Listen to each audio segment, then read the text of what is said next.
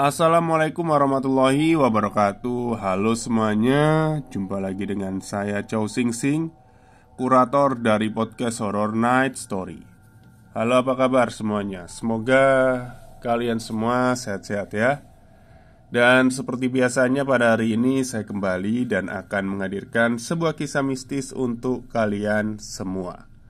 Kisah mistis kali ini saya datangkan dari treat horornya Mas Kalong ya, mengenai sebuah jalan yang ada di Solo atau Jogja ini ya, Jalan Wates ya namanya. Yang ternyata di daerah itu sering terjadi kecelakaan. Isu-isunya sih ada yang masang pesugihan di sana. Dan untuk cerita kemarin ya, harusnya kan hari ini, cuman karena panjang sekali dan tadi saya sempat rekaman tapi gagal terus. Maksudnya gagal itu karena ini ya, nggak fokus, mungkin karena haus ini ya. Jadi kayak ya kacau lah rekamannya. Jadi saya pilihkan cerita yang pendek untuk kalian ya. Oke, mungkin itu saja. Mari kita simak ceritanya. Jalanan lurus, ngebut, kecelakaan sama dengan minimal rumah sakit dan maksimalnya kuburan. Di kilometer berapa pemasangan pesugihannya? Saya juga kurang tahu ya. Hanya saja sepanjang jalan itu sering banget terjadi kecelakaan.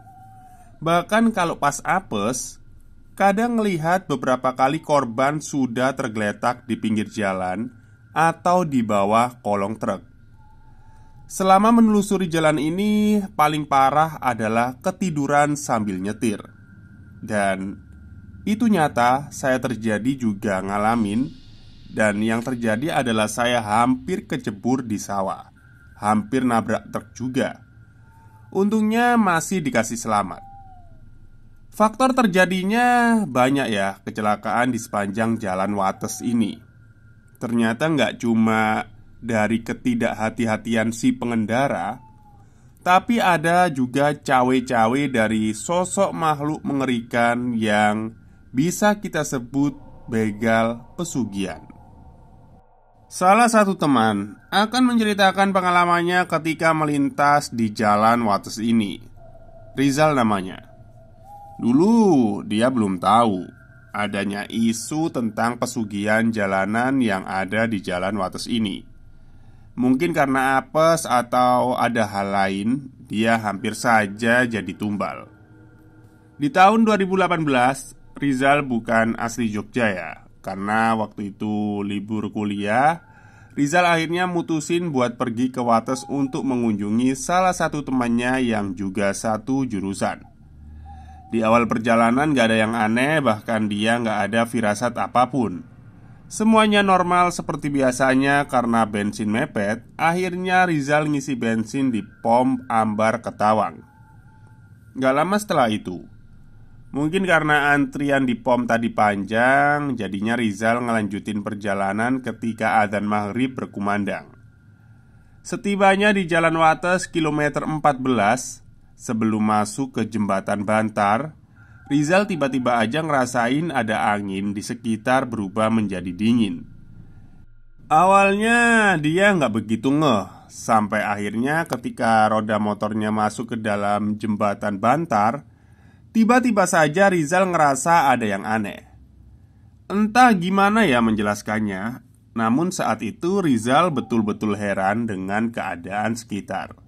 Yang awalnya ramai kendaraan saling menyalip, tiba-tiba mendadak sepi dan gak ada satupun kendaraan kecuali motornya.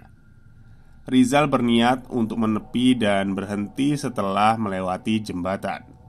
Namun, setelah sekian puluh meter motornya melaju seolah-olah jembatan itu tak ada ujungnya. Rizal mulai panik karena makin lama kabut tipis mulai bermunculan di tengah-tengah jembatan itu. Dengan segala cara ia lakukan, mulai dari turun dari motor dan berdoa di sepanjang jalan, tapi hasilnya nihil. Hingga tak beberapa lama setelah itu, Dari kejauhan Rizal melihat ada seseorang yang sedang melambai-lambaikan tangan, seolah memberi isyarat pada Rizal untuk segera mendekat pada dirinya. Awalnya samar, tapi semakin dekat Rizal bisa melihat kalau sosok itu adalah sosok perempuan tua yang sedikit bungkuk sambil membawa tongkat. Sejak memasuki area jembatan, Rizal sudah merasa kalau ada yang gak beres. Akhirnya dia mencoba untuk mengabaikan sosok itu dan memilih untuk melanjutkan perjalanan dengan menaiki motornya. Dan ketika melewati sosok perempuan itu, tiba-tiba saja Rizal menoleh tanpa kendalinya. Hal itu membuat Rizal gagal fokus, yang membuat laju kendaraannya semakin lama semakin ke kanan. Dan dap, kilatan cahaya tiba-tiba saja menyilaukan, membuat Rizal sepersekian detik tak mampu melihat sekitar.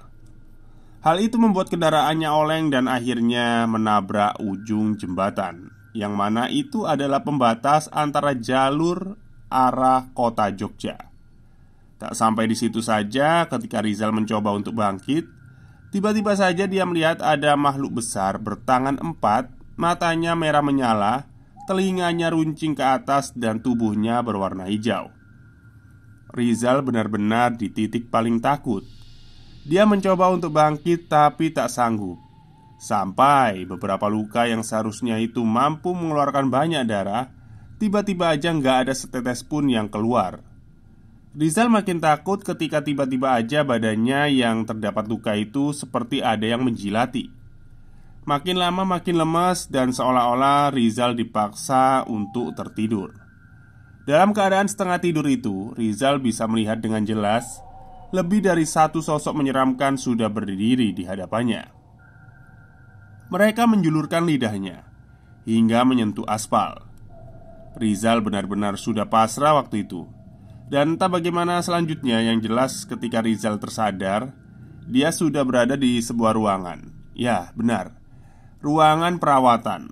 Selang infus, perban, dan jahitan sudah menempel di badannya.